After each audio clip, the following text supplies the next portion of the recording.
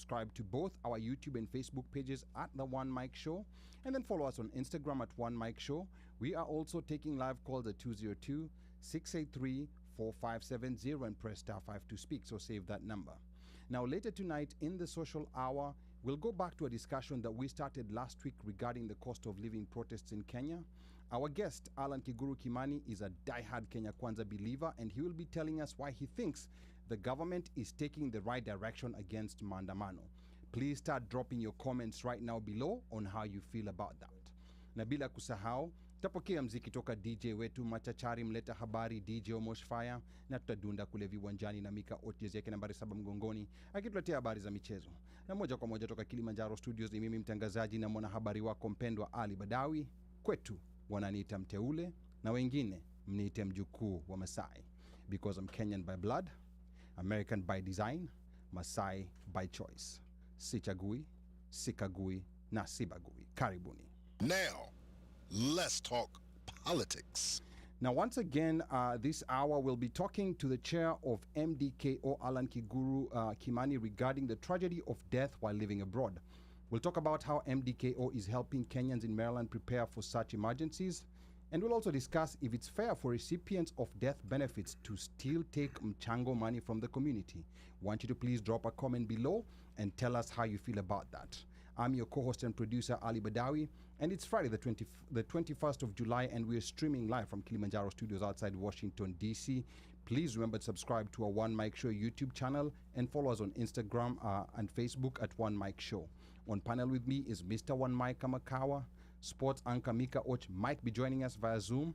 Ruth is back on set tonight, and our resident DJ Omosh Fire is already live on the decks. And also, not forgetting super producer Mubelwa Bandio.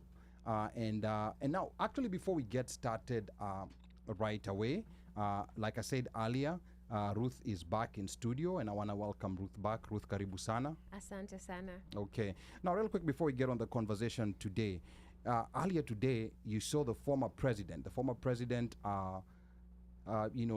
came and was talking about the current regime, the current president, or maybe the current administration, going to his son's place. A lot of leaders have been arrested.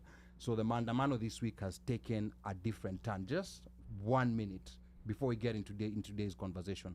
What are your quick thoughts about that? Because we're going to be talking about this in the social segment. Truth. I think that's wild. Listen, I also don't have all the context behind some of the things that he was talking about, but it seemed to have some legit points, saying that, if it's me you're looking for, come for me. Not my family. Yeah, not my family. Okay. Them pulling, and let me say this, I completely understand if after a change of regime people want to change what was done before. But I would love to know why they pulled Mama Ngina's security, which, number one, I don't even understand why she's accorded state protection. Let me just say that. I think they should just do private at this point. His son, I don't know what's going on over there. I really would love, I think as we talk, the viewer can give me perspective as to why some of those things were happening. Now we're going to be having that conversation in the social segment. Love it. And we previously been accused of being biased in these conversations regarding politics. You're biased. You're even wearing blue. So today, just coincidence. But he's wearing blue too. But today we have someone from Kenya Kwanza in the building. So we are gonna have a balanced conversation. And he's gonna be making a case why he thinks the president is taking the right direction against this maandamano. Na akiongea mbaya tunamtupa nje. Yes. So I tend to be neutral to things. All so right. I'd love to hear, this side of town and the other what side you of bring. town. Yeah. So that's going to be in the social segment. Yeah. So want you to stay tuned. Now we have a lot to cover tonight. So want to get started on the topic of the day. And we know that we've all experienced the difficulty that follows the death of a loved one while living abroad. We're talking about funeral expenses of transporting the body, and the heartbreak of what happens to surviving family members.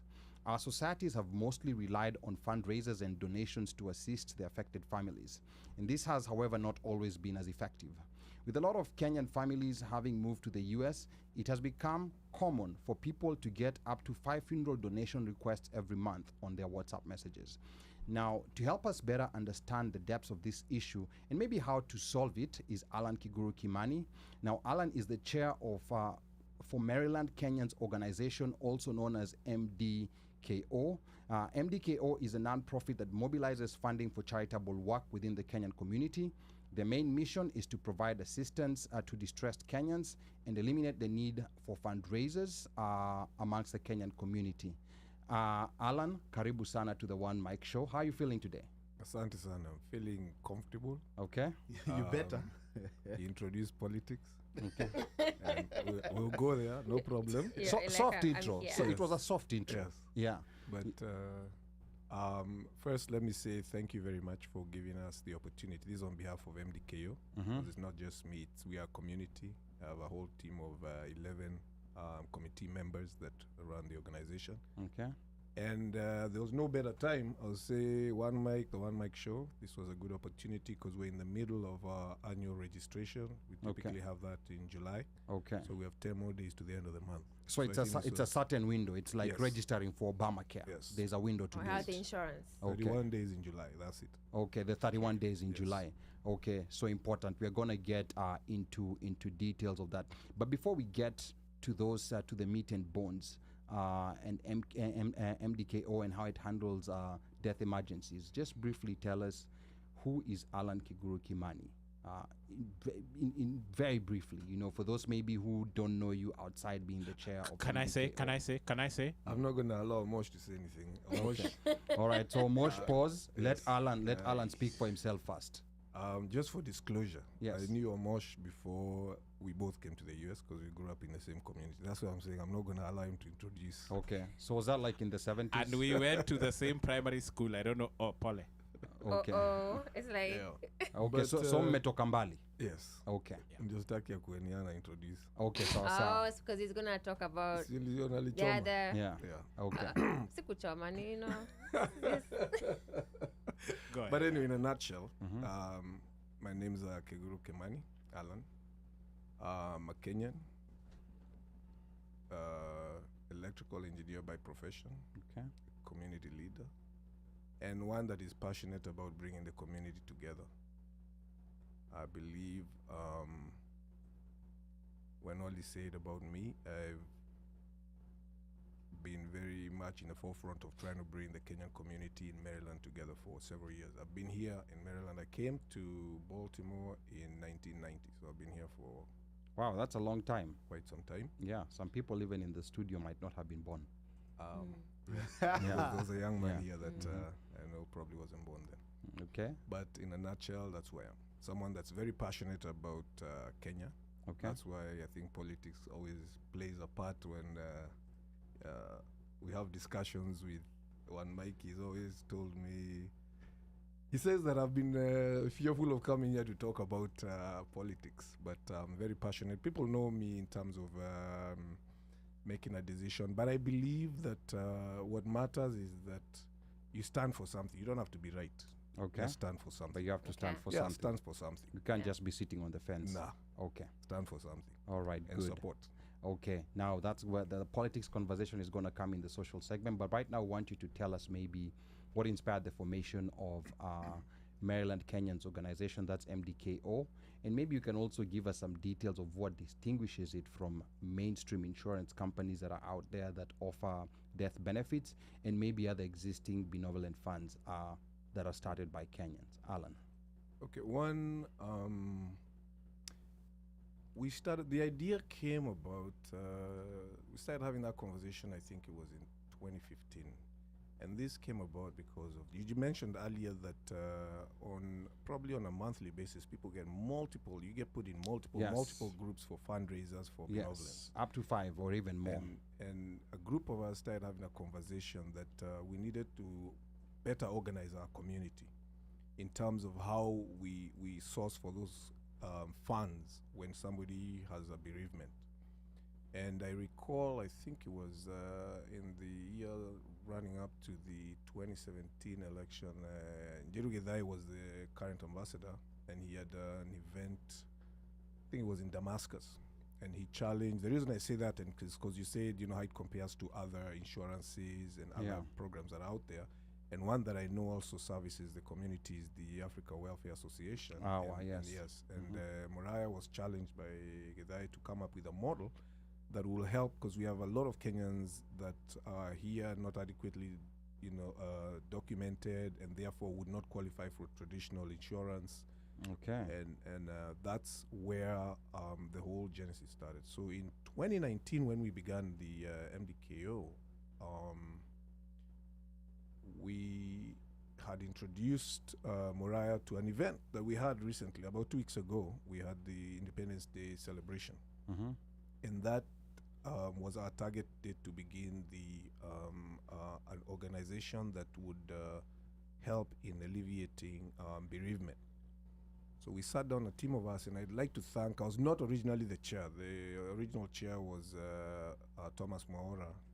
Probably you guys have heard of him. He tried to run for state senate. He was the original chair. Yes, and he's also sat on that same chair that you sat when he was running for senate. Yes, so it was a team of us, him, Julia, chair. There's a whole list. If you look at, and I'll keep referring to the flyer, there's a whole list of committee members.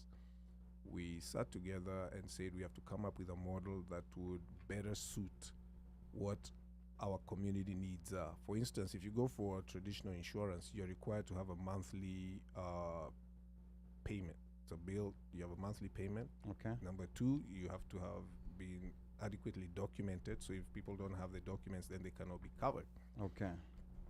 And we looked around and found out it's not just actually here in Maryland. We have this community in North Carolina that has a similar model.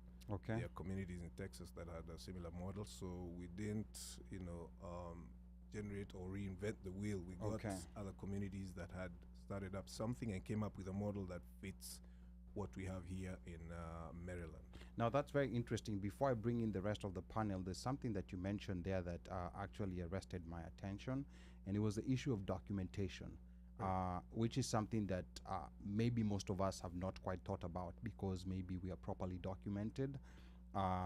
So the distinguishing part of your organization is that you say that you accept Kenyans who are here bila makaratasi.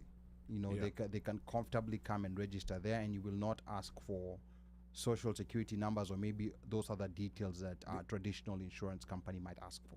That's correct. But because what would you ask? they have a source document that is legitimately Kenyan. They have passports. Okay. An ID. Okay. Yeah. And even in our qualifying process for the bereavement support, some of the documentation you have to submit may not be local.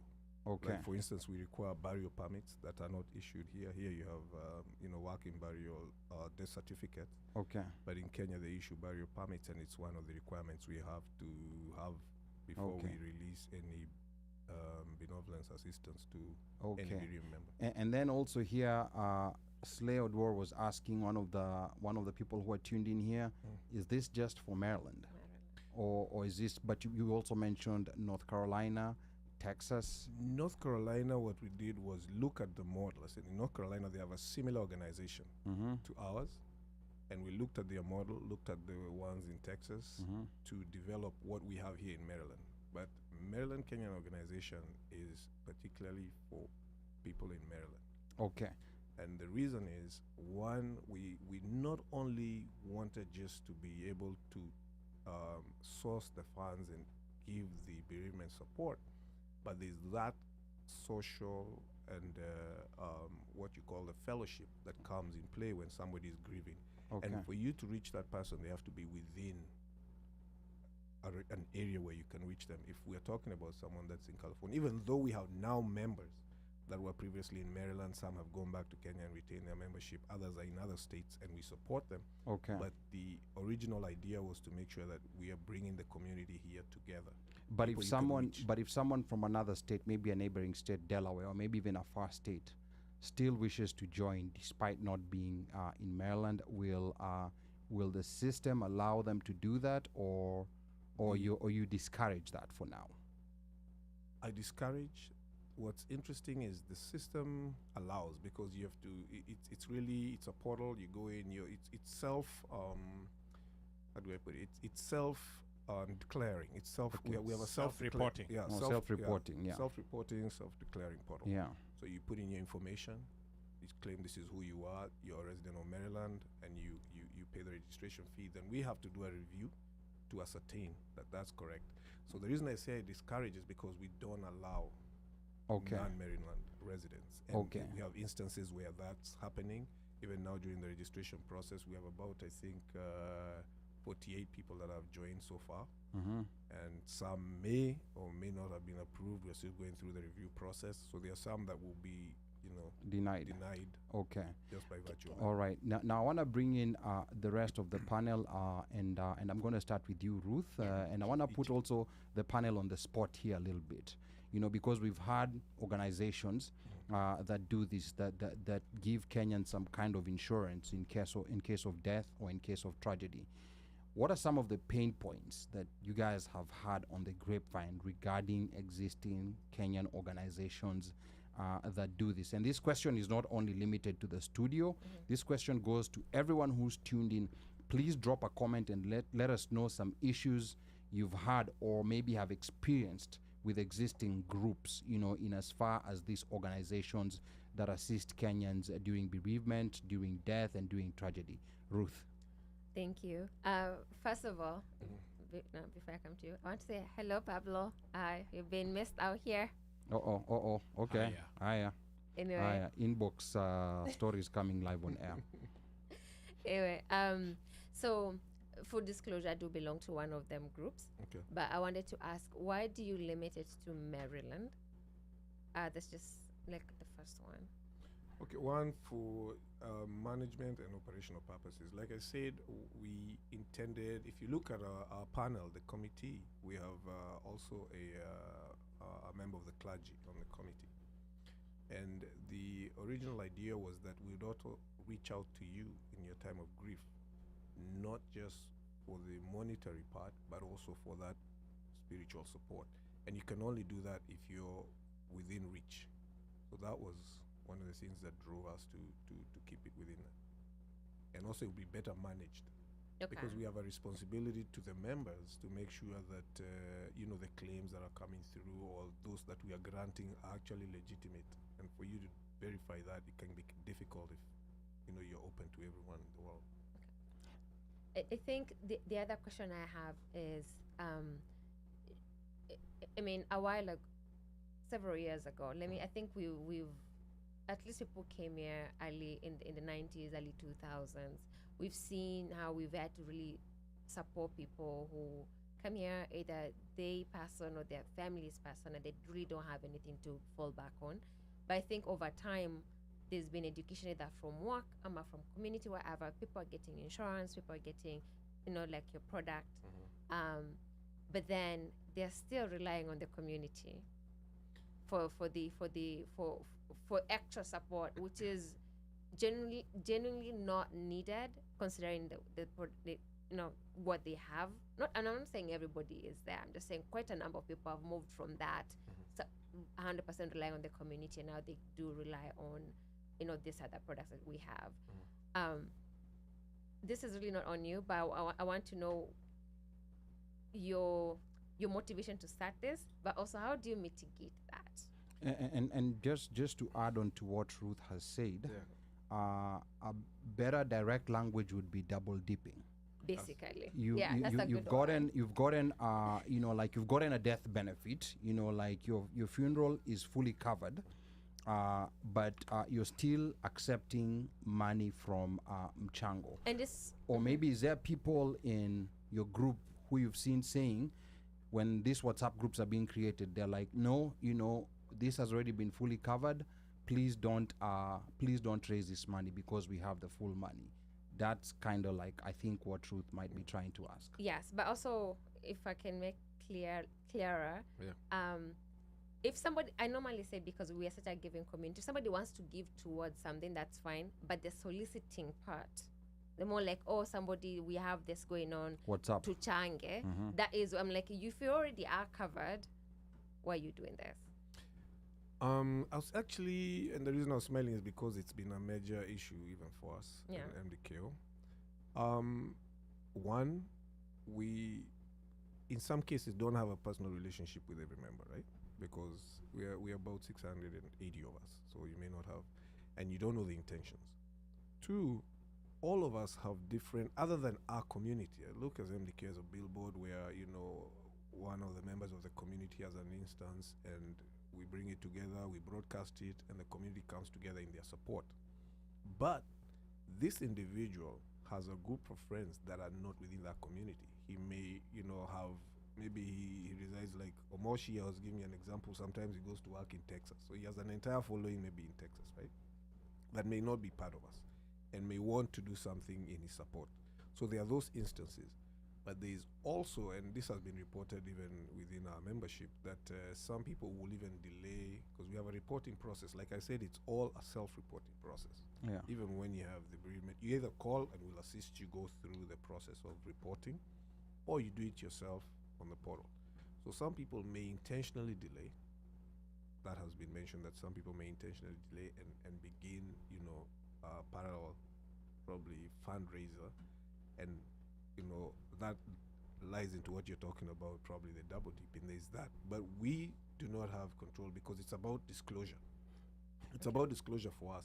What we do to mitigate is, if we have notification, we demand that, or if we are aware that the particular instance is one that is related or associated with the organization, we'll try to reach out to the member and have them report so that we can notify the entire community or membership of MDKO, and then they can make a conscious decision, because they'll know, okay, this person, even though the funds have not been dispersed, this person is a member and we intend to grant them bereavement support. So even with that other parallel fundraiser, at least we inform the community so that they're able to make a conscious decision whether or not to be involved in it. And I think part of the reason why this double dipping, I think some people look at it like, it's people voluntarily contributing.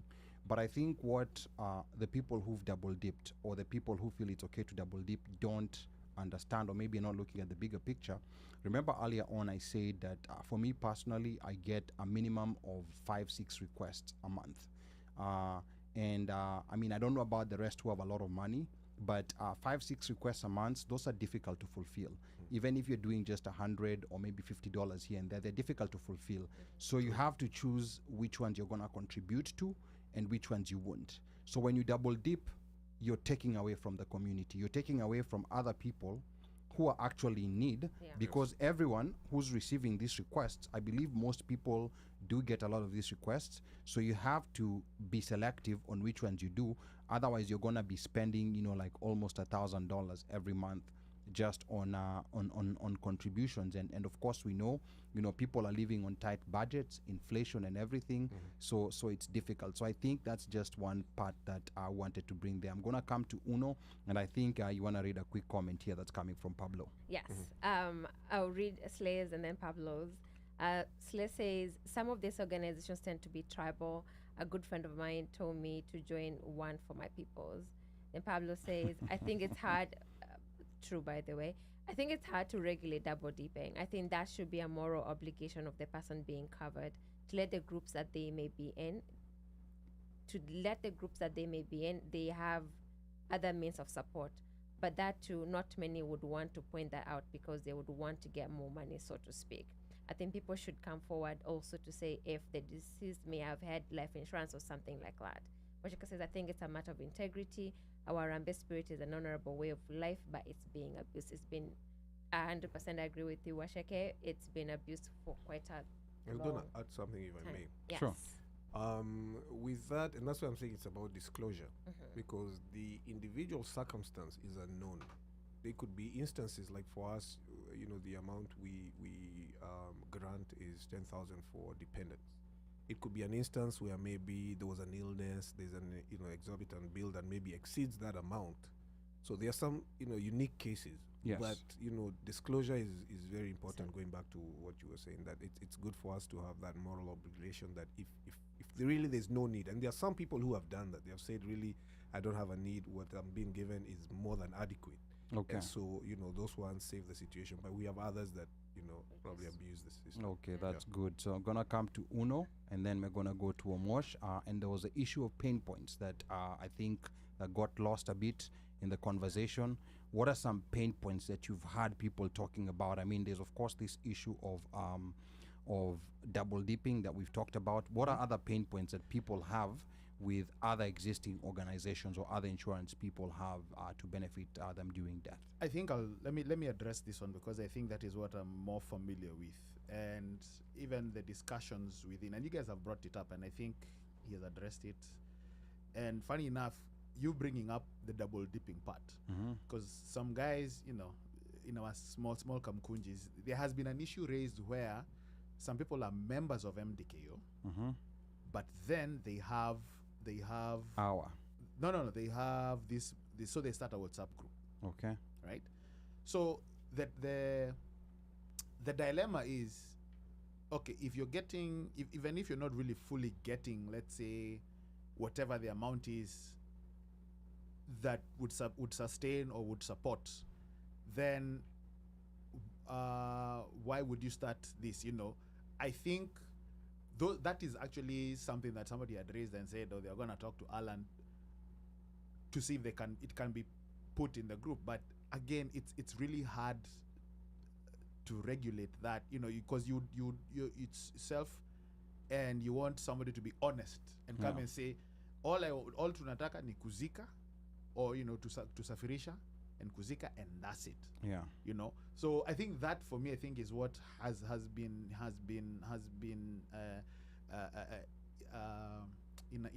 inakera watu wengine, the double dipping, or the potential double dipping, people not fully disclosing what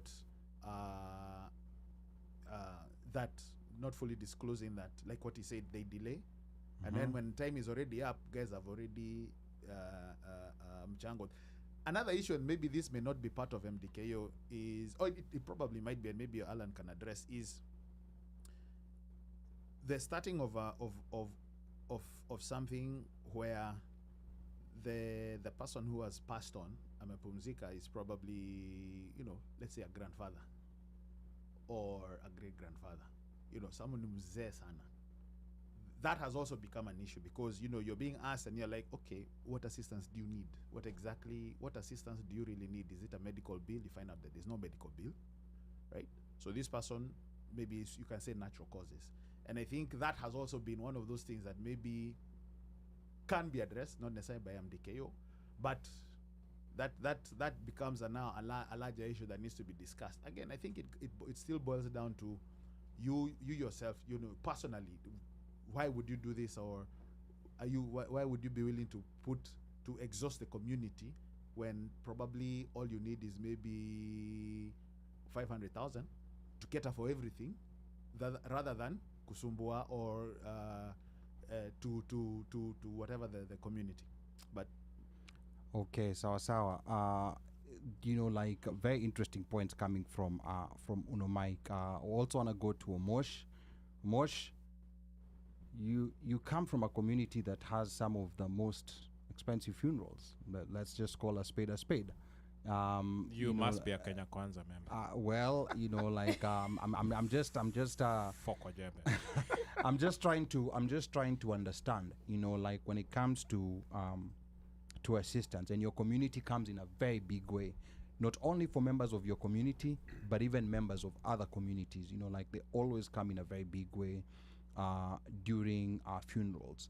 Now, for those that you've had that have, like some kind of death benefit, with some of these Kenyan organizations out here in the US, are there any pain points that maybe people have mentioned, or do you also have this issue of double dipping, of people who are getting a benefit and also, happy to collect money from the community at the same time? So ALLAN, thanks for coming on the show. My neighbor, my friend. Thanks for having me. And what you're doing is a good thing.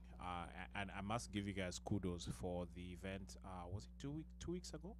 2 weeks ago. yeah, 2 weeks ago. We were 2 weeks ago in Baltimore? July Yes. 8th. Wow. Wow is all I can say. I think if I was counting, maybe kulikuwa na watu kaa so sita, maybe even more. 1,000 plus. That's an event that I missed, you know, like, and I will Ali. keep, I'll keep regretting. Even after, Where were you? even Eh? Ali, were you? I don't know how Hey. you missed it. Long story. I don't know how you missed it. Long story, yeah. That's an event that I should have full attended. disclosure. Yeah. Buzi I kama told 21. I know. I told them, Yeah. lakini Ali, unajua ni No, Ali ni cool kid. No, Ali ni I cool I kid. take the blame. I take Ataki the blame. Mbeuzi, Eh? ataki Mbeuzi, ataki guza Mbeuzi. You know, you say Mature. that there's someone who told me ati mimi we were talking about goat heads, akanambia mimi si mtu wa goat head, mi najua tu lamb chops. I don't know where he got that from. I don't know where he got that You from, keep but saying that's an you're event cool that You're I a kids. cool missed. kid, cool kid. But you cool keep kid. saying you're But cool but kid. lamb chops, come on now. Yeah, you don't know Okay. anything about Dufu. Yeah. There's no way. Hata lamb chops Eh? zilikuwa. Hata But let lamb me say chops. something because Omosh has talked about that. Yes. That organization is fully funded by the men in Maryland. Mhm. So I welcome you guys. And Mike was there. I know Odis is part of it. Yes. He sends us funds and he was there. Yes, so I so welcome this you was guys there. also next year. I- Make I- sure I- you May I- To chip in. Yeah, to chip in. I Okay. will- It's I 50 will- bucks. Yeah. No, definitely. Yeah. Oh, I- wow. I And you will can do bring that. far more. You And bring Ruth, far you more. can Yes, come. I mean the Women, value it's the for value of what I families. saw, and I wasn't even there. Yep. The value was well more than $50. You know, like $50 is kind of like a discount. So those are very good events. Maybe we need to be having more of them.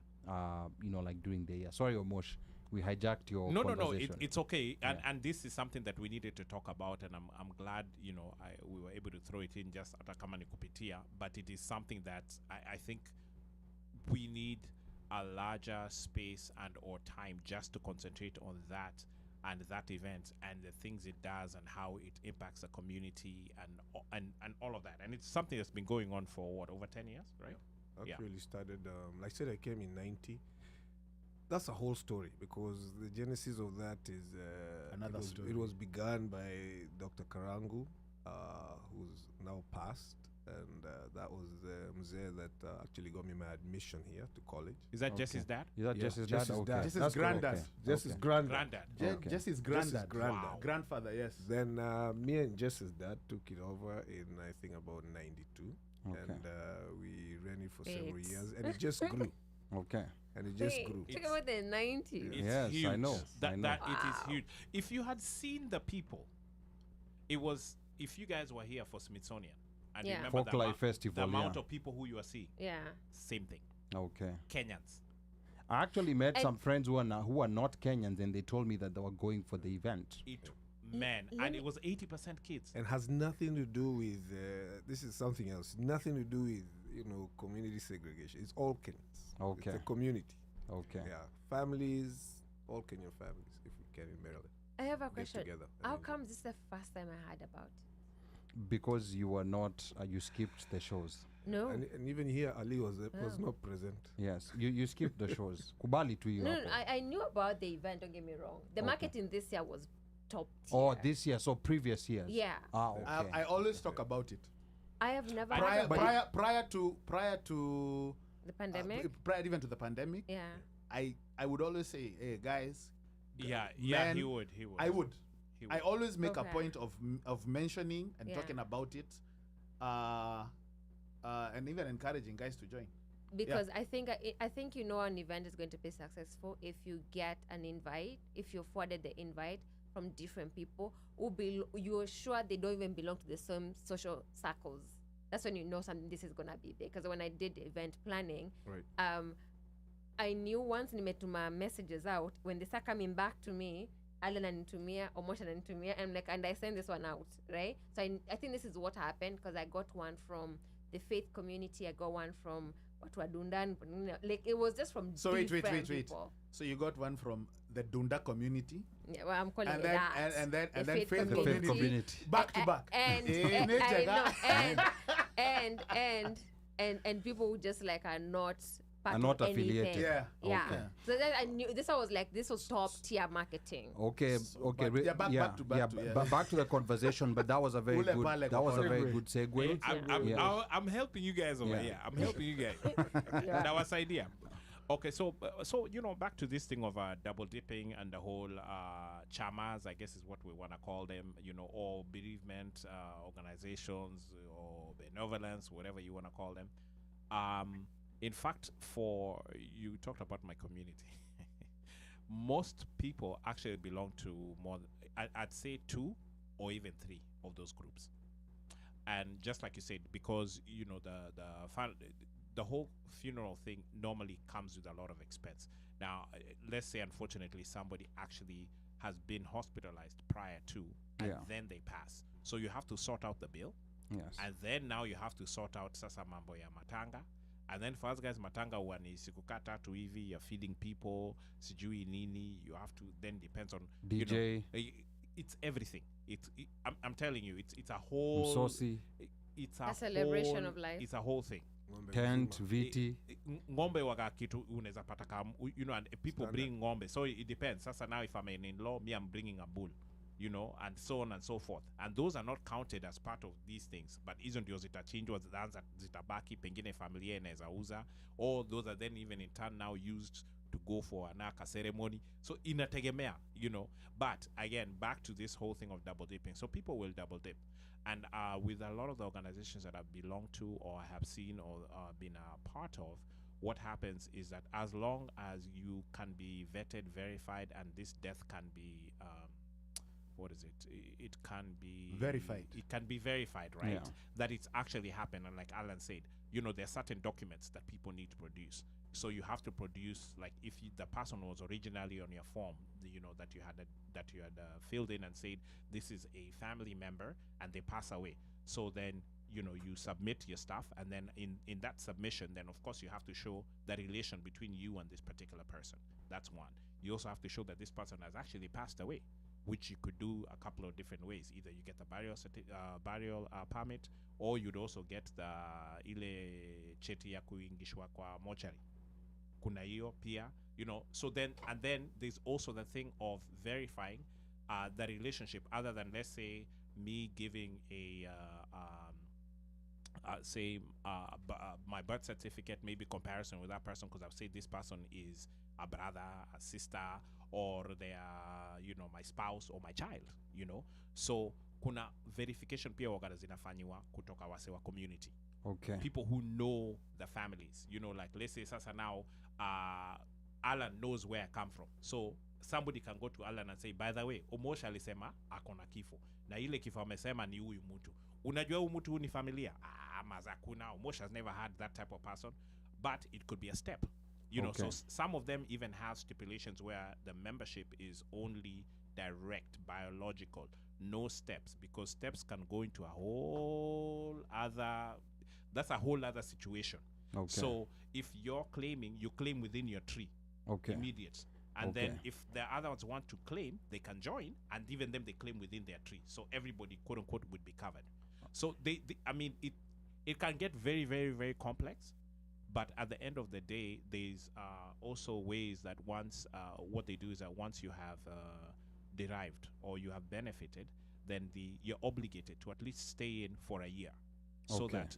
that pia wewe unajua ulifiwa na watu walikupea kitu, so even you participate in giving them for at least a year. If you Yeah. decide you want to live for a year, Yeah, and After actually year, that's that's- something that we're gonna come to later on in the hour. You know, like just trying to make sure that those who get a payout remain within the organization. We're gonna talk about that, and I know there's a couple of questions here that are coming from Pablo. We're gonna be addressing, you know, like some of those questions you're asking shortly. And Washeke here says it's not only double dipping but bloating of budgets. We have cases where the deceased are being buried here, but the family lies to the community that he or she is being repatriated to Kenya, putting an undue burden on the community. So we're going to be addressing, you know, like a lot of these questions that are coming up. I just want to remind the listeners that you're tuned into the One Mic Show, and I'm your co-host and producer, Ali Badawi. Our guest tonight is the chair of Maryland Kenyans organization, MDKO, Mr. ALLAN KIGURU Kimani. He's here talking to us about how to cover your family against high funeral costs in the event of death. Now, you can sign up for membership right now and find more details about the organization at mdkomaryland.org. That's for those who come from Maryland. So please make sure you visit the site. We'll shortly be talking about, you know, like the difficulty in filing claims, you know, like that have been brought up sometimes as pain points that people have, and how MDKO is addressing them. But before we continue, Uno Mike, I want to come to you. And I want you to please remind the audience what we shall be discussing later on in the social segment before we continue. Uno Mike. Oh yeah, sorry. It will be a continuous conversation, and especially like right now because we have a member of Kenya Kwanza hapa to join. Ideally, mandamano, protests, government, what's going on, cost of living, promises, fulfillment of promises or non-fulfillment of promises. And some people are saying, it's like Moi 2.0. You can't say anything. You're given freedom of speech, but watu wananyakuliwa tu huko wakiongea, talking about their displeasure. But all those things, But I think ideally, maybe to be given a perspective from the KK side. Okay, all right, Kabisa. yeah. So that's gonna be in the social segment, and then we're gonna have a quick blast of sports from DJ Moshfire. DJ Moshfire, maybe tupatie two hint, yani mambo gani ambao tutakuwa tunagusia kidogo leo kwa sports. Just a quick hint. Tutakuwa tukiguzia Omanyala. Omanyala ndio anatoka mbio, sijini mbio ya sakafuni, alafu pia tutakuwa na anaitwaje ule Faith Kipyegon. Huyo sasa sijui ndio anaitwa GOAT ama yeye ndio Max. Breaking records for entertainment at will. Na kuambia hizi vitu ni kama zinaanguka tu. Okay. Cookies. They're right. just dropping around like cookies all over the place. And then there's also the under 20 cup championships for rugby that's ongoing in KE. We'll just pass a little bit over that. It's interesting the way it links with the NACA championship that already ended. But yeah. But yes. Kuna kitu mnasahau. Yes, and Women's World Cup. Yes. Yeah, Women's World Cup is happening right now. And I think we'll have a special report from a young man who was here last week. Last week. Yes. Okay, on the Women's World Cup. On the Women's World Cup. Okay. I think he was writing down something. We shall see if he's going to. He has the. Kuna ripoti. Kuna ripoti, yeah. Yeah, the Women's World Cup is happening, and I think and actually, it started, as we 2 days speak ago. right now, I think the U.S. women are about to kick off their first game against Vietnam. So very interesting. Who are you going, Vietnam or U.S.? I mean, come on, man. American by design. Come on. Ruth. Vietnam. Maze hiyo stone Unaona hiyo Vietnam or US? I thought she was in, for a second I thought she was in Wamuyu. She didn't find the mango tree. Vietnam or US? Neither. Yeah. Okay, sawa. U.S. women, no doubt. Last night Nigeria played, but I don't know. I didn't watch the game. Yeah, What was hopefully our sportscaster atatuambia, but the game was fire. it was fire. It was fire. Did they win? It was a draw. Oh, it was a draw. But my chances. Nigeria saved a penalty. Oh, nice. And they also have a white person on Nigerian team. All I'm saying is that's a good one. Our boy, his name, Deo's son. Naiman. Yeah. Sounds like a Masai name. Okay. But yes, tasema chochote, but yes. Okay, sawa. Yes. That's gonna be in the sports. Naiman ajitayarisha wherever he is. That's gonna be in the sports segment. Like quick questions that are coming from Pablo. Do they conduct membership drives or forums to share information? I think like the membership drive you said is during this month, July 1st to July 31st. And then besides seeking to get members to sign up, does the organization help members understand issues like life insurance, etc.? And also he wants to know if you have partners in Kenya. So real quick, Alan. One, life insurance, no.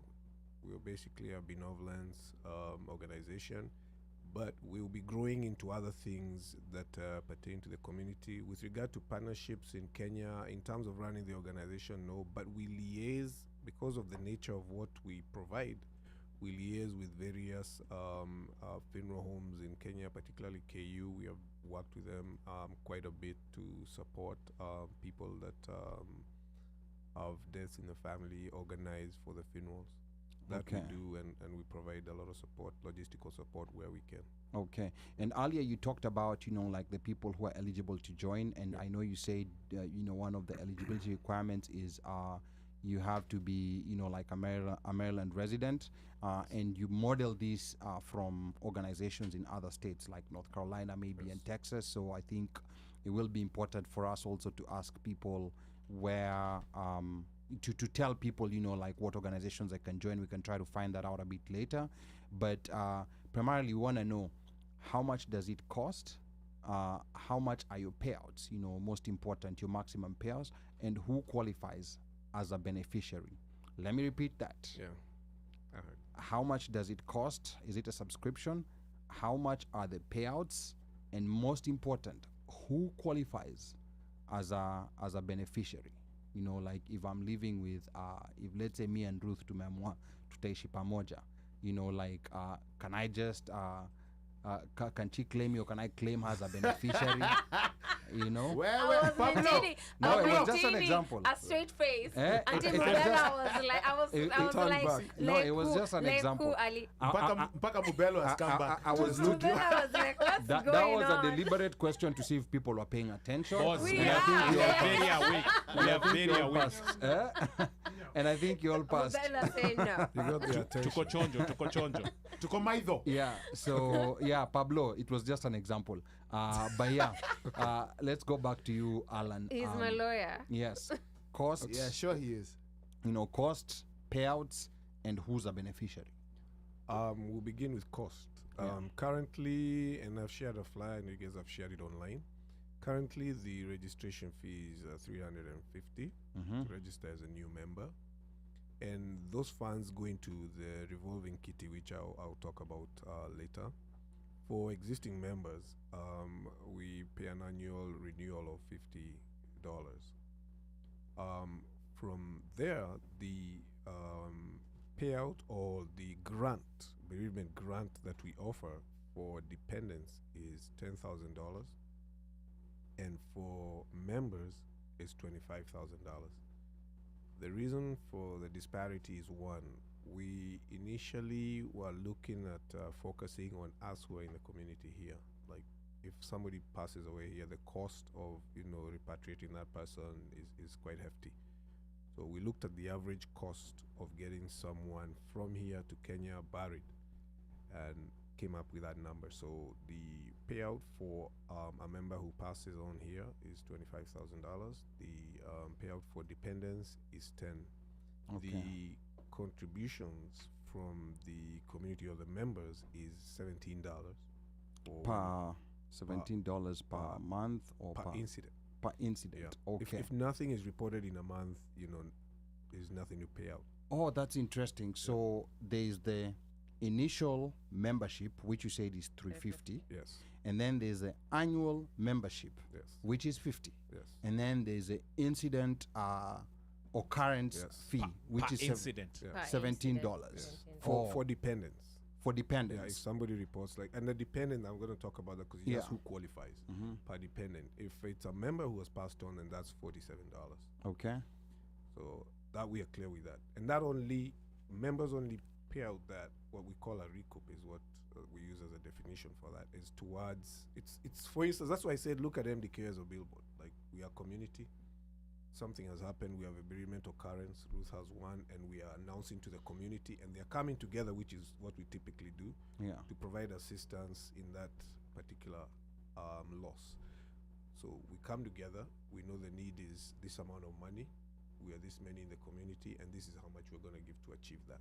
That's basically how it's modeled. Okay. And I think all those details are on the website. That's mdkomaryland.org. And the screenshot that we had shared is in a PDF. I think we're gonna try to share it out with everyone maybe who wants to see it. We can WhatsApp it, we can email it to you. Just drop a comment below if you want that one page, because it has all those details of how much it is. And I want to add, it has all the contacts for our committee members. We are a team of us. Remember, I said that we are 11 Okay. that run, the organization as a committee. So I have a vice chair, that's Francis Mwangi. I have a secretary, Dr. Oheri. His assistant is James Morito. We have a treasurer, the finance team is the treasurer is Rachel Liai. Then we have her assistant who is Steve Mwangi. Okay. We have a resident pastor, Dr. Reverend Karanja. Okay. And then we also have other committee members. We have an IT guy who doubles up as Wakilishi. and Okay. also James he Tairu. he runs our IT. And then we have other members of the committee. There's Edward Karanja. There's Alice Gitonga. So we're Are they paid or voluntary? I was gonna come to that. And Julie Weche. Don't Okay. forget Julie Weche. She's Okay. What we call. Unataka I gotta kuchapa- be careful. Ombuds person. Ombudsman. Person. I don't Sorry. say man. We always have that. Person. Ombudsman. Ombudsperson. Ombudsperson. Yes. Kama ule wa BBI. Yeah. And to answer your question, we all do this on a voluntary basis. That's the agreement, that if you're going to serve in a committee, that it's on a voluntary basis. And the reason is that we have a very large appetite. You're talking about, we're going to go into politics and all that, but we have a very large appetite for public funds. So if we were to get into, and I think Ali mentioned earlier, the other organizations that have come and some have fizzled away, and some of the Yes. reasons is because of consumption of the funds that are raised. So that's the one thing that for us we said would be a no-no, and I think that's why we've been able to survive this long. Yeah, and actually wants to know Pablo why you is don't have a asking. lawyer. What's that? Pablo wants to know why you don't have a lawyer. On the team? Mm-hmm. Actually, we are considering that Okay. because we have if you think about the organization, we have the membership is made up of various professions. Okay. And this year, God willing, we were looking to have a convention of members, bring all the members together, and from there we'll see what the members have to offer. You have to do it on a voluntary basis, so you cannot impose on someone. But we want people to volunteer their various skill sets to grow the organization. Okay, and That's Pablo very was welcome. also asking if maybe your organization had a case of someone abusing the system and improperly receiving payment, and how maybe you address the case. Do you ask for refunds, or is that something that your organization has not had to deal with so far? The one thing that these are conversations we have had. They Yeah. come up, and one of the things that I've shared, and if you look at our structure, it's basically what we've done is organize ourselves to where we can disperse funds quickly. But the main source is the same as what we typically do with groups. So nobody ever goes, even though somebody was double dipping, you never go back and tell them, hey, I want you to give back my No, you can. contribution. If they contribute, I Yes. really cannot Yeah. do that. Yeah, That's one. Yeah. The second thing is that it's structured. We are 501c. It's structured as a grant support for the bereavement. So you're not going to come to that person and tell them to pay Their you back, money because back. it's not. Remember, it's not our funds. It's a Yeah. community. kitty. Kilichoenda kwa Yeah, mganga yeah, hakirudi. It's Okay. a community kitty. So it's not Okay. funds that are really owned by the organization. It's a community giving to. Okay, a and bereaved and individual. is there, because we see this with a lot of insurances, is there like a waiting period from when coverage begins to when benefits can be received? Like for example, kuna vile kama mi na Ruth tumeingia leo. I'm not saying we're living together or anything, but mi na Ruth, just by coincidence. Umerudi mara kadhaa. No, just by coincidence tumeingia leo. Tapigwa lo- And then to like 3 days Yeah. from when we joined as members, an incident occurs. Is there a waiting period? Is there a waiting Yeah. period, or do we get the Meaning benefit? mulikuwa na mtu kwa Actually, hospitali na that alisambiwa. ties into who qualifies, because I hadn't kind of elaborated on Yeah. Okay, Is, yes. is, it, is Yeah. it individually, or can it be a family, a couple, or things like that? One, it's individual, and I'll explain why. Who qualifies is, let's say you're a member there. Yeah. The qualifying dependents would be your wife, Mm-hmm. your children, Mm-hmm. your siblings, and your parents. That's it. Nuclear family. Family ya kizungu. Yes. No African style And families. no, So that is no steps. I extended. think It's Omosh was extended. talking about steps and all that. No steps. Same mother. Hiyo Right? steps That's one. ina So, kuleta problems. Your wife's. What if same father or just that's- same mother? It's same mother. Same mother. What- It's same wha- mother. Or it's, I or mean, so it's just so- the 'Cause mother line. Step is father, right? Ama ni mimi So ndio same sielewi. father, that doesn't apply. So if you're a Step father, can be Same- father too. so if you're a father na una nyumba ndogo huko kando.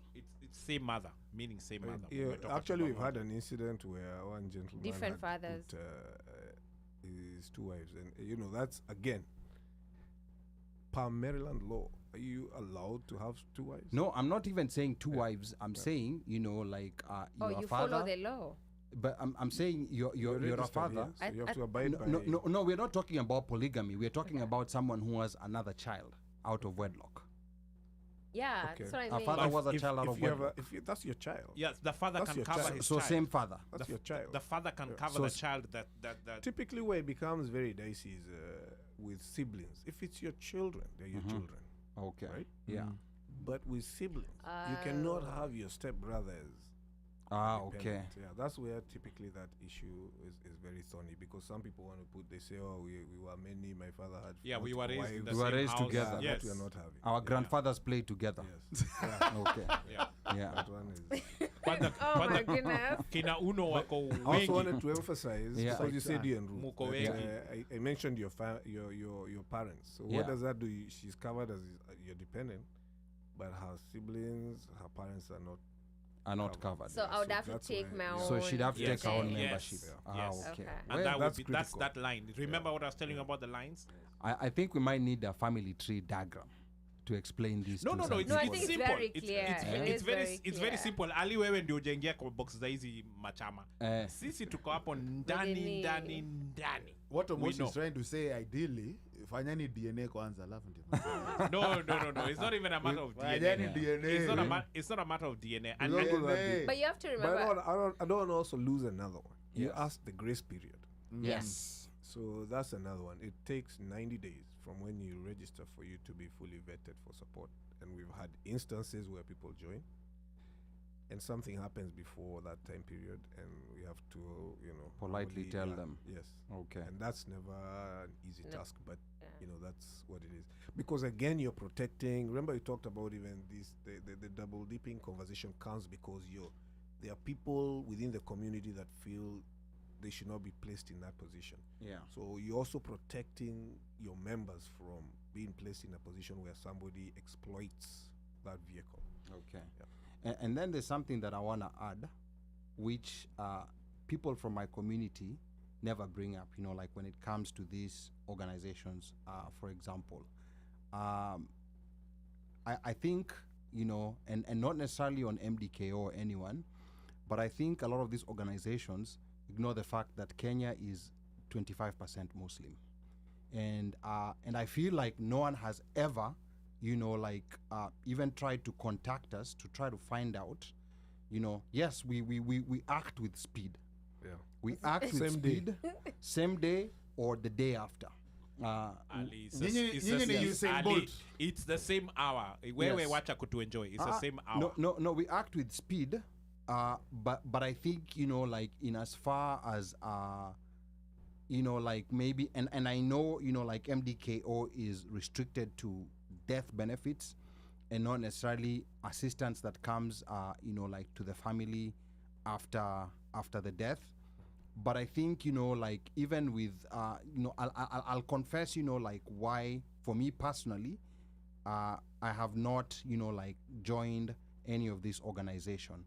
There's no product that's suitable for us because, our funerals are not going to cost $25,000. So I tend to feel, if I know, for an American funeral, which I've participated in a couple, for those who know, my grandmother last year passed away while visiting me from Kenya, and we buried her here. So there's some costs, that are associated with it. A lot of times the local Muslim community, the local mosque will try to cover the cost, especially if it's someone who maybe has no job or it's a family that's struggling, because they tend to ask you those questions. But if you're a family that's okay, you kind of have to take care of your funeral costs. Of course, it's way cheaper than a funeral, that's a non-Muslim funeral. But then I've always felt, and not only with organizations to do with death benefits, just generally Kenyan organizations in the diaspora, I feel like we're always left out, and no one even cares to reach out. So I'm just putting that out there. That's a good conversation. That's a very good one. And now that you And- brought it out there, I think then maybe we need to come back and see, well, what is it that we can craft within the current ones that would do that cover And or give us meet ideas. and or meet the obligations you cannot meet. I don't know if that's making sense. Because Yes. kuna zile that are covered by that religious side, Yeah. but vile umesema, there's a gap. Yeah, but you see, like, for example, if I have a parent who dies in Kenya, Correct. a Muslim funeral in Kenya, a lavish one, may cost maybe 10,000, 15,000 shillings. That's a lavish one. Kenya shillings, not US dollars. Yeah. So on that side, you know, like I personally, you know, and someone else may see differently, but I personally don't see value in having In catering. in catering for that, because it's something that's usually very affordable. But then, you know, for death happening here in the US, you know, like you'll still spend, you know, like Yes, a couple correct. of grand. Yeah, now You still spend a couple kutakuwa na of kitu grand for the kidogo ndio. burial. Yeah, Yes. yeah. But Ali, I think what was you're missing in this, like, at least, and help us bridge this gap. I think part of the reason why people end up getting like 25 grand, 10 grand, or what I mean, it's 50 grand, is we know it will not probably cost you the entire 50 grand, but you might need to make an emergency trip to Kenya, Yeah. right? So I know for you guys, the funeral happens that day or the following day, Yeah. but you might want to actually travel and be with family. Yes, So that is absolutely. money you're not planned to do. That's so true. that money can go towards that.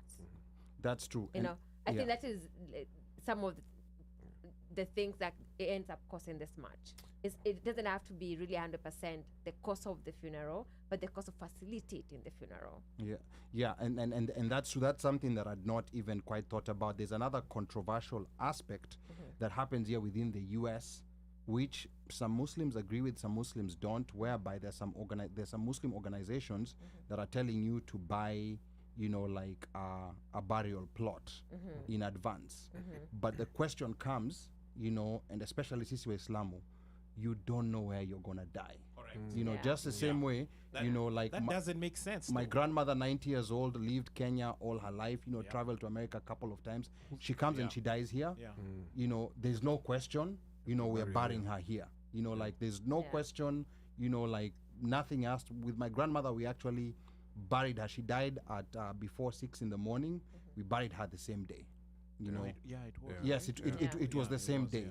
It was the same day. So it's a controversial concept, which some people say you cannot buy your burial plot, yet you don't know exactly where you're gonna die. Especially I for guess Muslims. Yeah. maybe those are for the local, quote unquote, the local Muslims, but still you're E- right. even You when still, you're local, you you still, still don't don't know know. if you're gonna be in Ohio, and, Yeah. and that happens. Or you're gonna be on a trip abroad. Correct. You know, because anywhere where Correct. there's a Muslim community, you know, like That's it's there. encouraged not to. They will take you and they will bury you, even if you're a visitor and no one. Even if you're in Cancun and there's a Muslim community in Cancun, they'll find you and they will Okay. take care of your. They'll take care of your funeral. USA 1, Vietnam 0. Sorry. Okay, all Alright. right. Good interlude. Let me read Comments. some comments over Yes. here.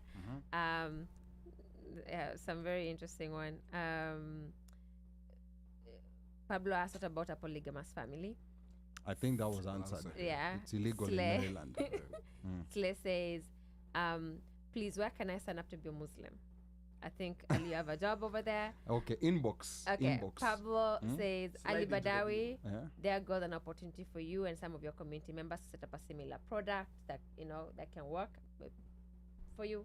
Just Okay, all right. Washeke says, very true. Also, how we have Christian religious leaders steering Kenyan community organizations, but we are not all Christians.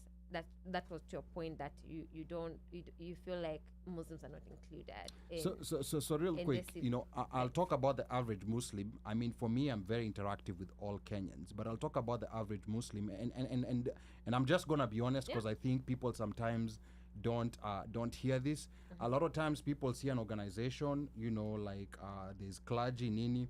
Their feeling is not that they don't want to be part of the organization, but their thinking is that this does not belong to us. You know, your average so Kenyan Muslim. is it authored? Is it authoring as it a practice? I don't know whether it's othering, but it's just one of those situations where, you know, Because if you like, don't belong, Yeah. it means you ni yao. yeah. But like, what mbona ni yao? How come No, we can't be part of it? I don't think it's that people feel like they are not they've been sidelined. I think the feeling is that, okay, the same way, you know, like we might have our organizations, so they feel like even if it has a tag Kenya besides it, they feel like hili ni kundi lao. This is the organization. So I'll tell you this: a lot of Kenyan Muslims here in Maryland are mostly in Tanzanian groups, because that's where they feel accepted. And I know this is a very uncomfortable No, conversation. actually, that's very shocking. Not even uncomfortable. Yes. It's very shocking. Yes, there's Wh- groups why like do they feel that way? Tamko, Tanzanian Muslim community. Yeah. When you go for their meetings, wa Kenya kibao all over the place. to engage your group. Yeah, in can we join that group? Can we join? No, Ali. that's specifically a Muslim group. wewe That's, bana. Okay. that's specifically a Muslim group. and Nishadua boss. Eh? I know Yes. these things. and Kenyans have been accepted there. So this is something that we sometimes have Stephen to Ruto wrestle and with. Kashago have done the thing. But that's more. Where? I want to say that's more religious based because you're saying Muslim, so it's more religious. There's a religious component to it. I think Washike does say something here, Yeah. and I think it goes both ways. See, there's Kenyan Christians who are not inclusive in the way we hold events and organizations, but I also do think, if I'm gonna go by what Ali just said, is the same thing with Muslims. You have your own thing as well, because So it's religious. it caters to your It's religion. religious. So more than okay, so anything here's the else. thing, you know, Yeah. like when, for example, Muslims do the events, Kenyan, we're not gonna put the tag Kenya.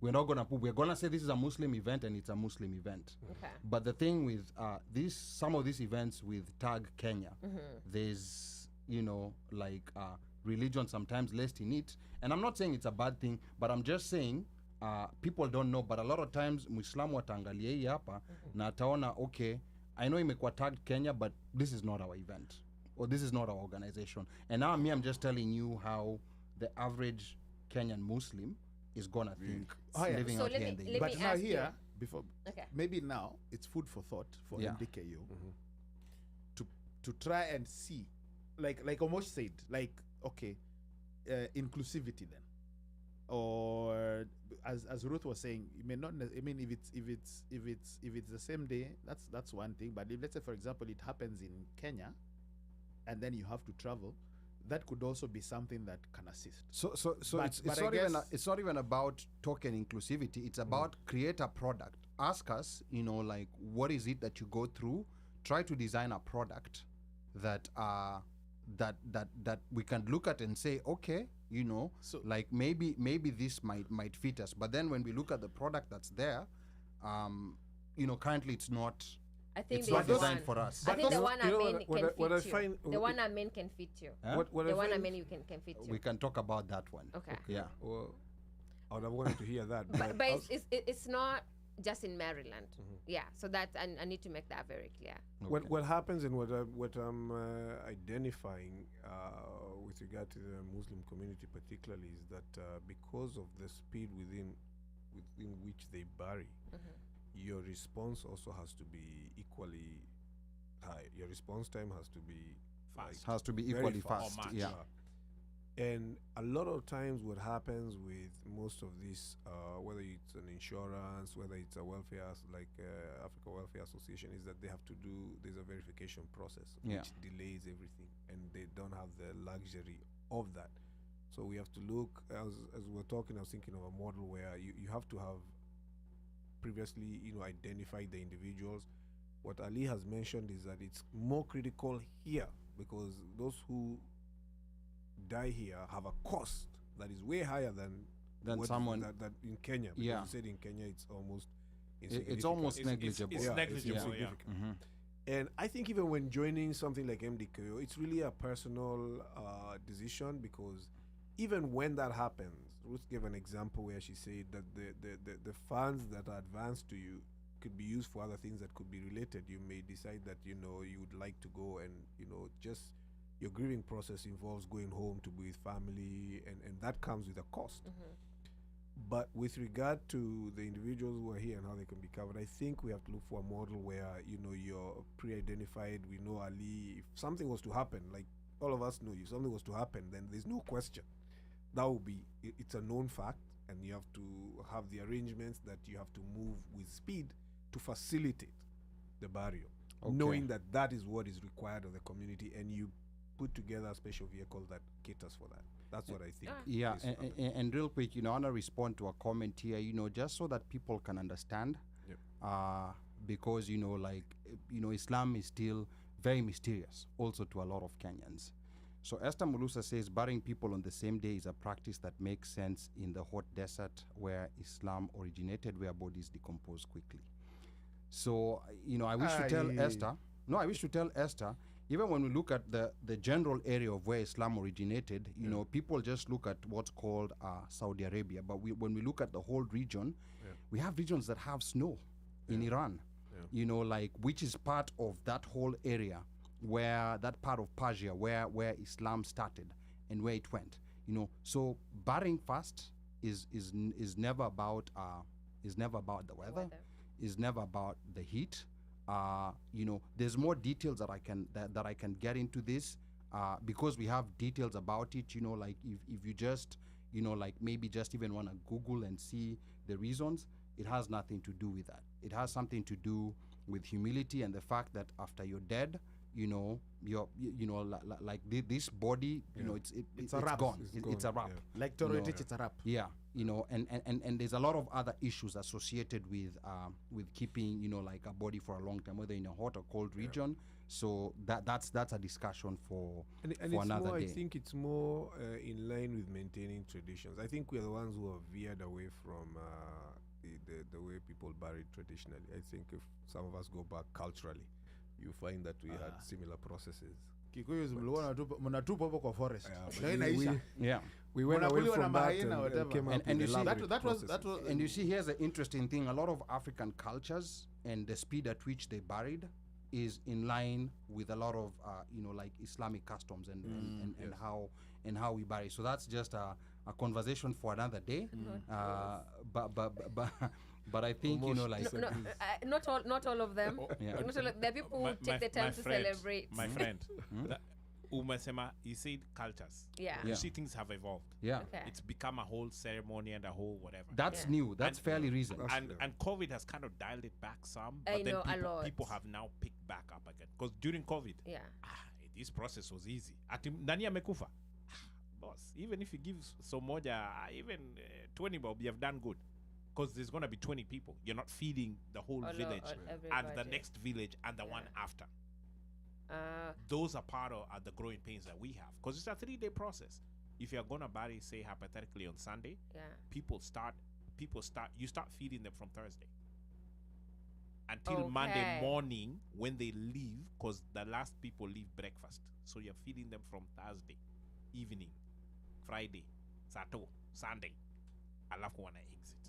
Okay, all right. Interesting. Yeah. Alright, let's go back to topic. Yes. So the other question, you know, that we also wanted to address is, I mean, of course, there's the pain point of the filing process, and from what you've said, it seems like the filing process for MDKO is fairly straightforward.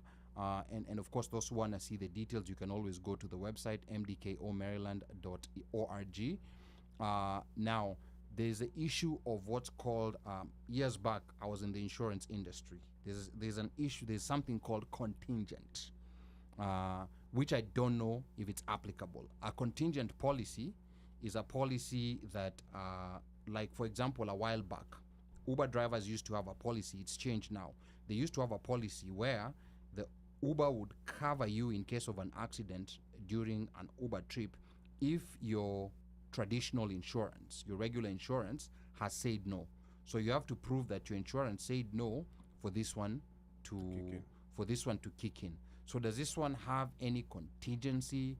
Like if you're a member of other organizations, or if you have other policies on the side, or is this one, you know, like, as long as you're a member and as long as an event occurs, we're giving you your money. We're not looking sidelines if you have anything else. Yeah, like I said earlier, this is a self-reporting. Okay. And the source of the funds that go to the particular bereaved individual come from the community. So there's no contingency. If you qualify, community puts it together, Yeah. and we hold you responsible to do the right thing. Can I also say, Sure. if I'm going to add to that, I can belong to different groups. Yes. As long as I'm contributing to the groups, I can belong to them, right? So I do. Yes. I think as long as I am fulfilling my obligations to the group, they should not care whether I'm getting money from other places. Yeah. The only thing I have issues with is soliciting when you're getting somewhere else. But again, it is an owner system. I don't think that is really on you as an organization to police that. It's just like that is on a personal level. People need to be honorable in how they conduct. I agree with you. And Yeah. we don't police. Yeah. Like I said, we offer the bereavement grant in its totality for every incident.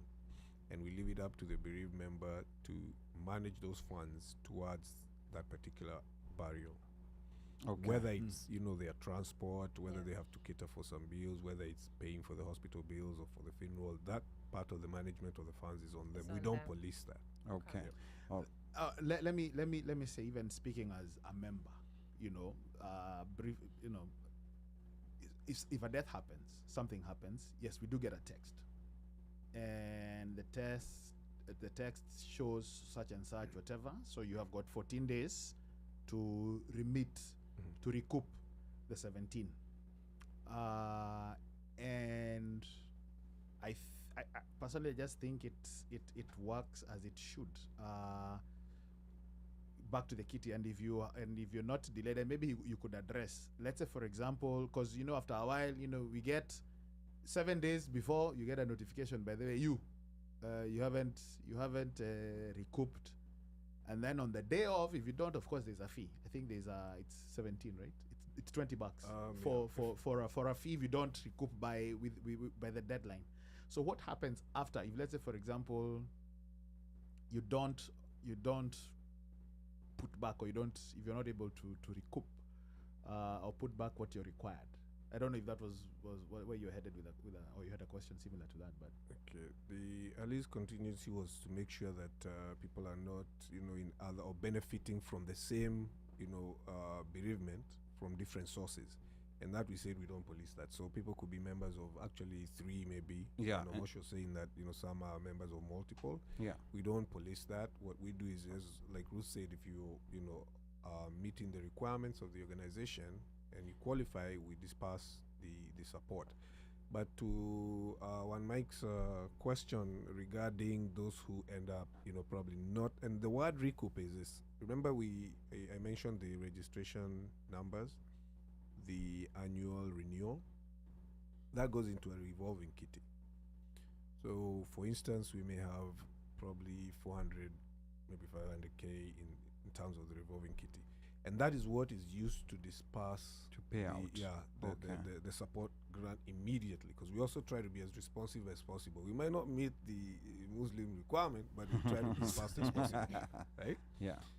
And then we have the 14 days for that to be recouped. That's what we are saying. What you pull out is going to be recouped by the contribution from, the community, the MDKO community, quote unquote. If you do not within those days, then you start to lose your benefit. For instance, if something was to occur, then we would not be able to grant you that bereavement support. Okay. If you extend beyond 90 days, then we are obligated to register you as a member. Oh, wow. Okay. All right. So that's how it works. Yeah, that's interesting. So now, as we come to wrap up, I just want to remind the listeners that you're tuned into the One Mic Show, and I'm your co-host, Ali Badawi. Our guest tonight is the chair of Maryland Kenyans organization MDKO, Mr. ALLAN KIGURU KIMANI.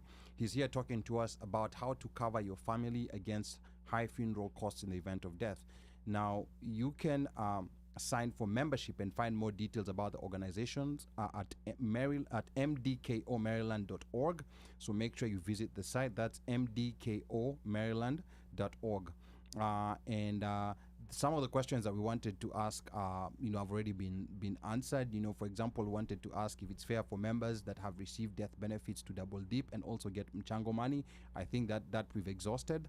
And now quickly before we continue, Mike, I just want a quick reminder, like we have the social segment and then we have a sports segment, really quick, tell us what's going to be happening there. So, social segment will be addressing a conversation we had before. We'll be carrying on the conversation about Mandamano, KK, Azimio. And then for the sports, we shall have a recap of Omanyala, Omoshe's girlfriend, future ex-wife, Kipyegon. Sorry, yours, Alice. And then, of course, we'll dip into the Women's World Cup. Okay. Full disclosure, US is up Vietnam 1-0. Okay. And hopefully that one with Neyman. Okay. The young man we had last week. Yes. Yeah. Who wants to be a sportscaster. Okay. Yes. All right. Good. So as we wrap up real quick, how does MDKO protect its members against, someone has gotten a payout and now they want to have a moose gone? Like mi nishapata yangu, nishapokea donge langu, mi nimekwenda. How do you protect members against that?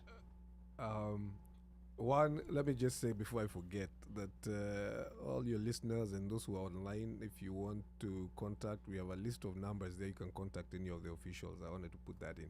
Okay. But the reason I'm smiling about your question, Ali, is because we do not restrict anyone from leaving the organization. Yeah. It is one where it is an engagement of will. And wanting to be there. We don't coerce or have any conditions that someone has to stay even after benefit. And we have had people that we have extended support, and later they have left. There's been conversations. I can say there have been conversations. Some of the members of the committee have had great thoughts about what we should do. But remember, and this is critical, that what we have is again, I said we need to look at it as a billboard, right? Where there's an incident, maybe it's you have your bereavement, and we are coming together as a community to support you. So these funds is really not the organization; it's the community that's given. It's a And community. you're giving a grant, and grants, as we know, you're not obligated to pay back. Imenda. Yeah. Imenda. So, Imenda.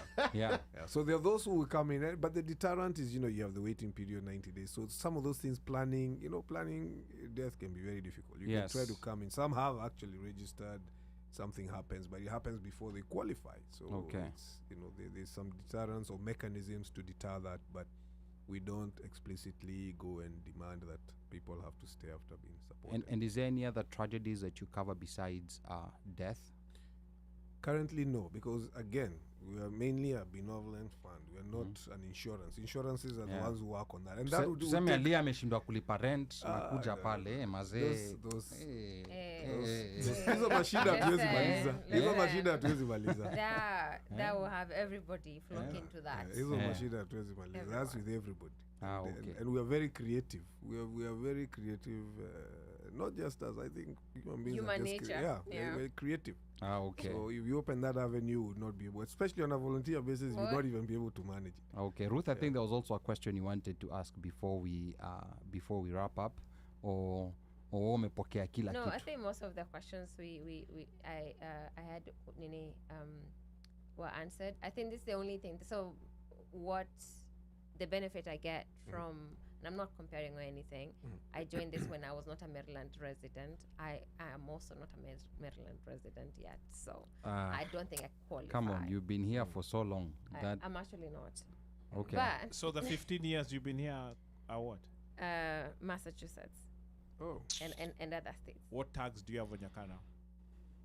Maryland. Okay. Not Oh, sorry. Maryland. I Not came from not Boston. Maryland. Not Maryland. But anyway, one of the benefit of that is as long when I declare, hey, this has happened to me, and there's verification, more of like an announcement or whatever.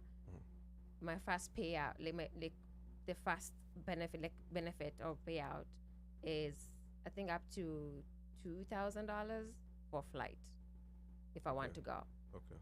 What's with Hour? No. So right now we're not talking about. We're here for you. okay. I'm not promoting someone else's Okay. product. No, it's because okay. Go ahead. Yeah, I'm not Go ahead. promoting someone else's product. Okay. I'm just like comparing what I haven't. So, my question to you is, do I get something similar if I change my address to Maryland?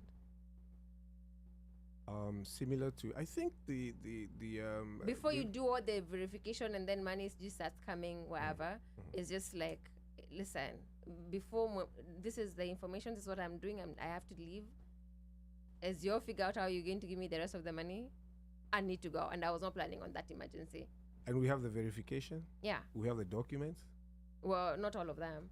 We have what documents? The fact that I 'Cause am we're giving a leaving. hypothetical. So what I documents? know. Yeah. I know. So You like, could be living on vacation. Yeah. What documents are you presenting? What documents? Tell us. To Well, show that you have I think me buying a ticket immediately. Aye. Wait. Yeah, Oh, sorry. Wait, let me finish. Let me Yeah, finish. sorry. Let me finish. Yeah, Let me finish. And something akin to, as Amosh said, the document to take the body to the mortuary. Actually, that is what happens is if you have a document, if you have the body in the mortuary, we are certain, because we have done it for quite a while. Okay. We are certain you get a burial permit. Okay.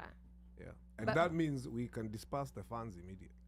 Okay. Because So as long the documents we need is just the ID of your dependent, copy of it, and just a picture okay. and burial permit.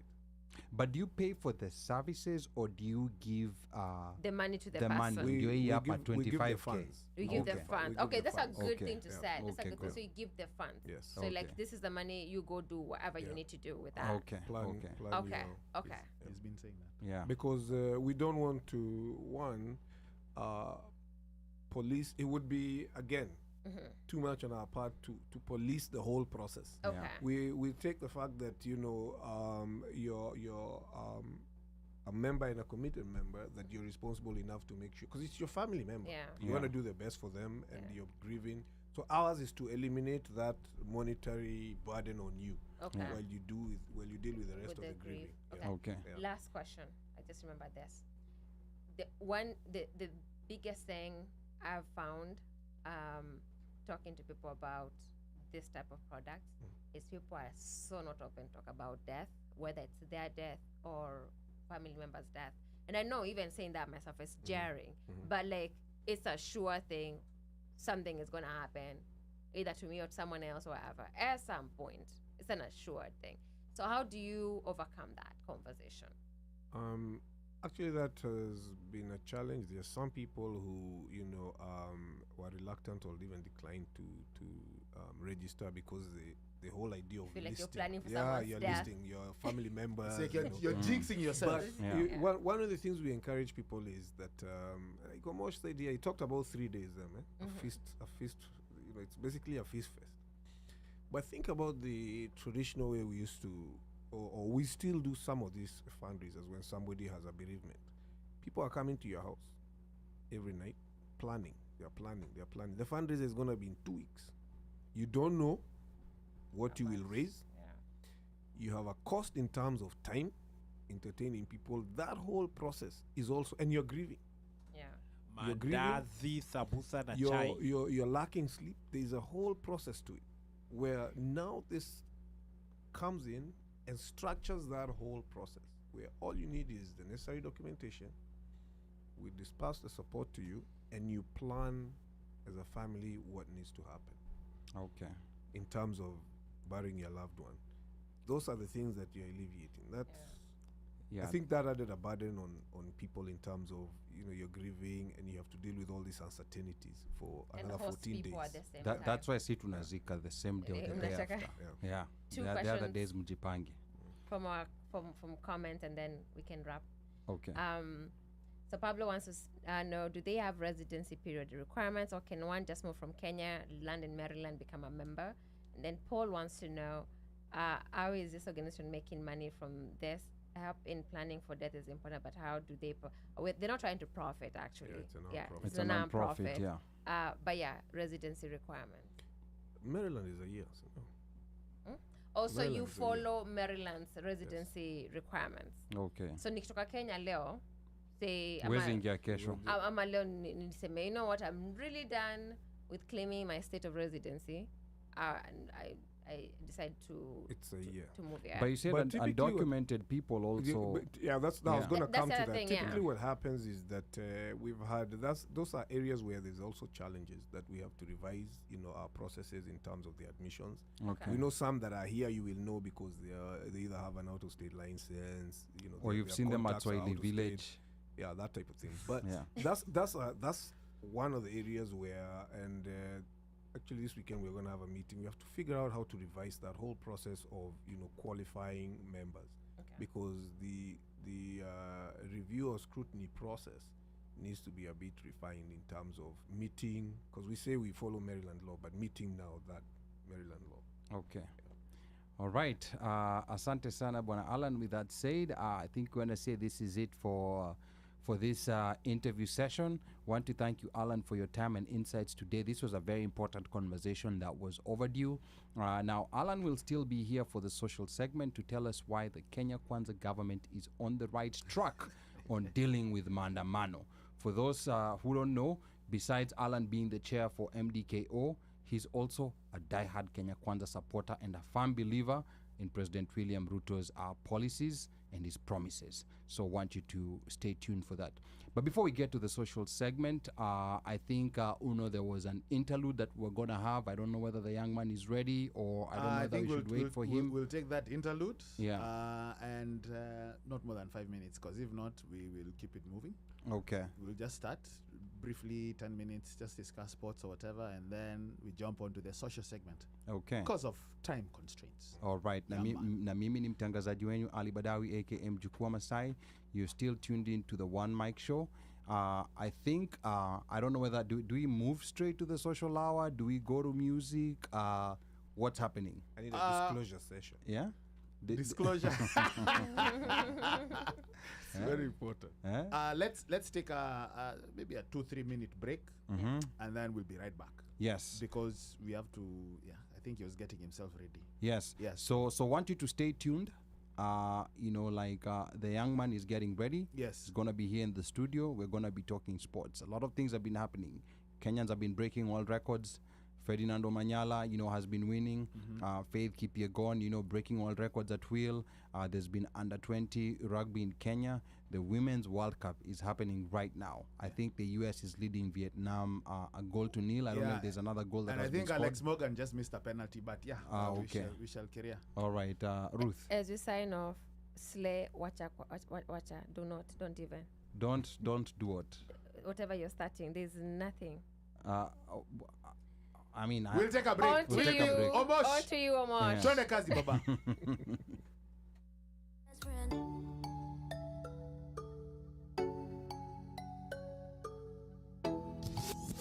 Let me tell you things you miss out there, and it is a lot of my first born son, was not due to be born, so I went on the road. I am in Wyoming, in the middle of nowhere, and my son was born, and I missed that time. I missed that opportunity. Henry Pasha, Kenyan truck driver from Dallas, Texas, on what they miss while on the road.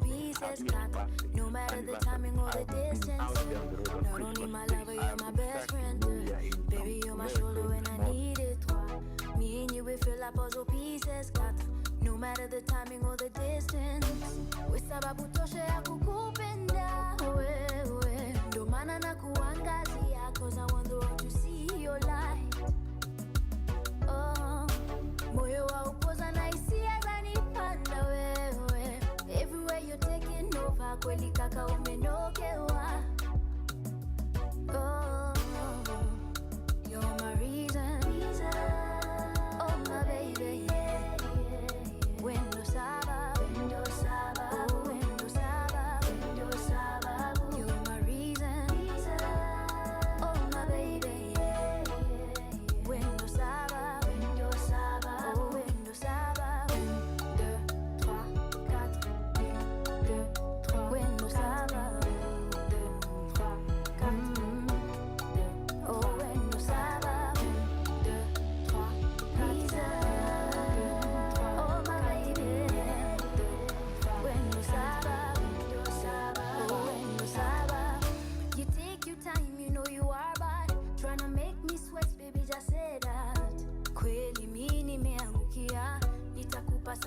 wako natulia.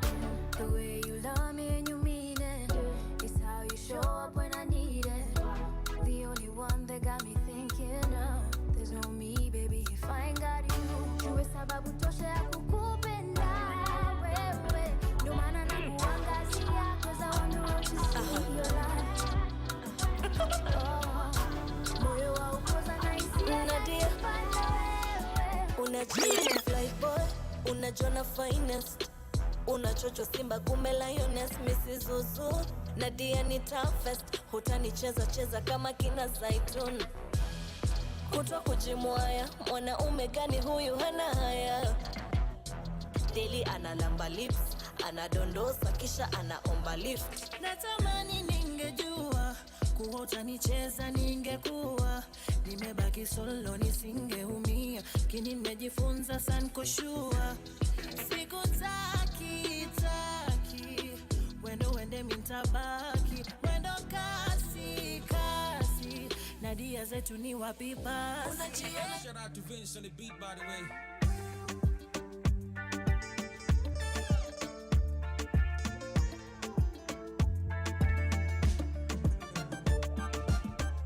Wapi kamweso, wapi kamweso, wapi kamweso, wapi kamweso. Ingoma nimefanya maboy na madiva, upendo spende wezi avoid ama niga. Kimpatie mboka siku enjoy na maliza.